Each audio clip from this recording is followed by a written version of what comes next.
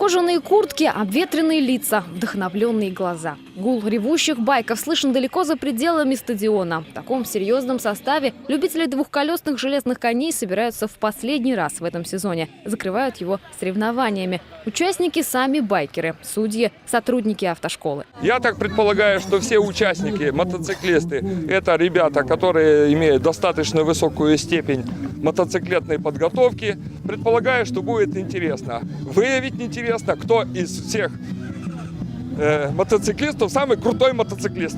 Программа «Мото-Джимхана», по-другому ее называют фигурным катанием, состоит из 9 упражнений. Колейная доска, движение по прямой, змейка, круг, ускорение. Для участия стоило всего лишь записаться в специальный список, и вот ты уже в деле. Участники проходят. Первое – колейная доска.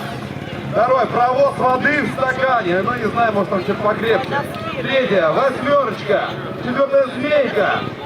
Прямо сейчас они проходят змейку. Неподалеку детская площадка. Здесь ребята отрабатывают навыки катания на двухколесном транспорте, правда. Пока сидят за рулем велосипедов и под наблюдением сотрудников ГИБДД. Любовь к быстрой езде, говорят байкеры, зарождается как раз в детстве. Мне мотоцикл подарил папа за то, что я хорошо закончил учебный год.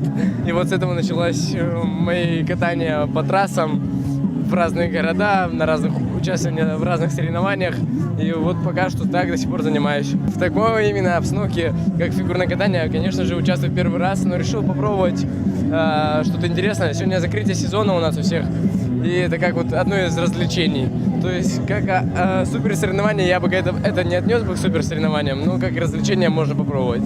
Сегодня на площадке главные рулевые «Полярные волки». Знаменитый в республике мотоклуб. Соревнования проводят 4-й год подряд. Все время, сколько существует в столице Коми. Всего же, к слову, байк-волки в Коми ездят уже 15 лет. Организовали для того, чтобы мотоциклисты могли, как говорится, в последний раз в этом сезоне показать свои навыки управления мотоцикла, встретиться с друзьями, пообщаться, поменяться впечатлениями за прожитый этот мотосезон.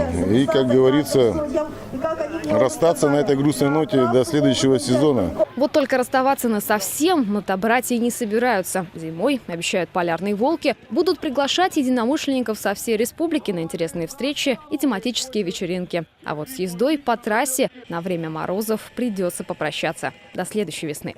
Любовь Филиппова, Василий Янин, телеканал Юрган, Эженский район.